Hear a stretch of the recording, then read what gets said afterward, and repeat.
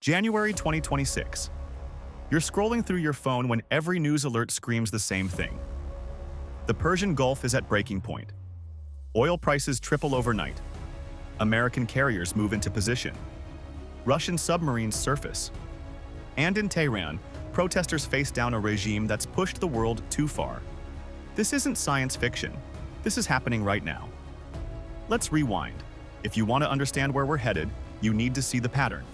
Iraq, 2003. The official story? Weapons of mass destruction. The reality? Iraq held 112 billion barrels of oil. Those weapons were never found, but American oil companies sure were. By 2008, ExxonMobil, Chevron, and BP had secured billion-dollar contracts. Libya, 2011. Gaddafi gets painted as a dictator. NATO bombs rain down.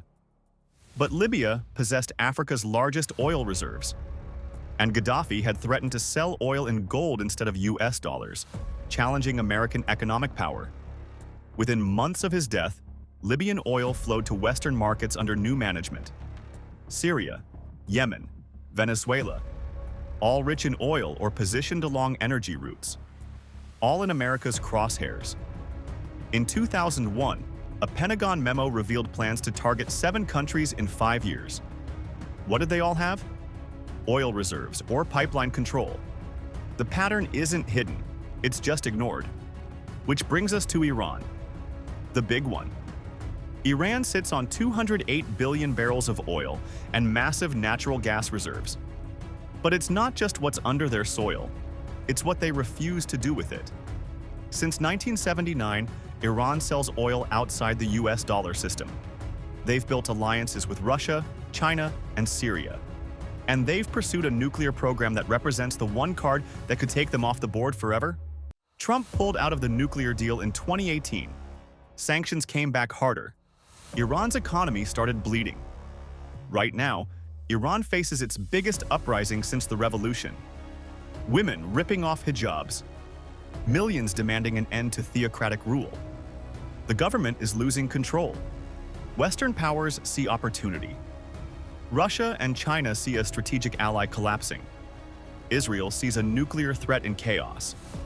But here's the nightmare. A collapsing Iran means a power vacuum in a region supplying 30% of the world's oil. The Strait of Hormuz, where 21 million barrels pass daily, becomes a war zone. Close that strait, and the global economy collapses. Now add Russia. Putin's entire economy runs on energy exports, gas to Europe, oil to Asia. When oil prices spike, Putin's war chest fills. After 2 years of war in Ukraine, he needs that money. But Russia doesn't want war with America. They want America distracted. American troops are committed to Ukraine. NATO expanded to Finland and Sweden, putting bases right on Russia's doorstep. Putin's partnership with Iran isn't friendship, it's survival. Iran provides drones for Ukraine. Russia provides air defense for Iran. They share intelligence. They coordinate oil sales to dodge sanctions. If America strikes Iran, Russia wins. Oil prices explode. Europe gets squeezed on energy. American focus shifts from Ukraine. China learns lessons for Taiwan.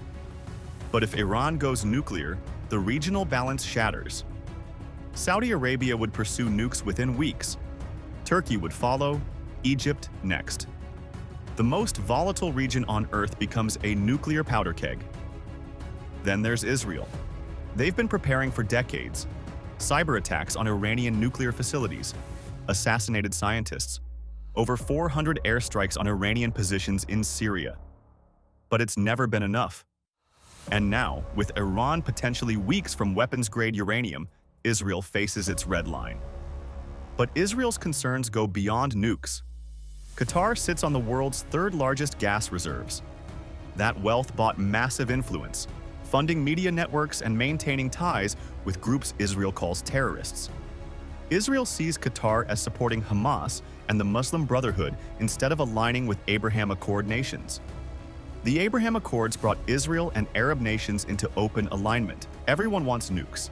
Everyone wants energy security. Everyone's willing to redraw the map. Israel's nightmare isn't just Iranian nukes. It's everyone getting nukes, ending Israel's monopoly on regional deterrence. So when you hear about possible strikes on Iran, understand the stakes. It's about preventing a cascade. And that means targeting not just Iran, but anyone enabling Iran. Syrian routes, Iraqi bases, even Russian advisors on the ground. So why 2026? 3 reasons. First, Iran's collapse is accelerating. The regime could fall within months, creating a scramble for nuclear facilities and oil. Second, the American election cycle means a narrow window before political paralysis. Third, economic pressure is critical. Oil demand hits records while production declines. The math doesn't work without Middle Eastern stability. Watch the Strait of Hormuz. That's the tripwire. If Iran threatens to close it, or if an incident occurs, that's the justification. American carriers move in. Iran calls it war. Missiles fly. Oil facilities burn. Suddenly, American, Iranian, and Russian forces are in direct confrontation for the first time since the Cold War. China would be forced to choose: support Russia and Iran, risking trade with the West, or stay neutral and watch energy security vanish. India faces the same choice. Europe would splinter. Turkey would play all sides. Smaller nations would just try to survive. This wouldn't be trenches and total war. It would be economic warfare with surgical strikes. Cyber attacks on power grids. Special ops securing oil fields. Drone swarms overwhelming defenses. Proxies doing ground fighting while major powers pull strings. But every conflict escalates beyond intentions, and this one starts with nuclear-armed players where one mistake means millions dead. Could 2026 spark World War III? All the conditions are there: resource scarcity, collapsing regimes, nuclear weapons, great power competition, and an economy so dependent on Middle Eastern energy that any disruption becomes catastrophic.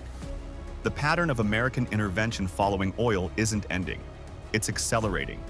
And this time, it's not against a minor power. It's against a country backed by Russia and China in a region where nukes are already in play. The ingredients are there.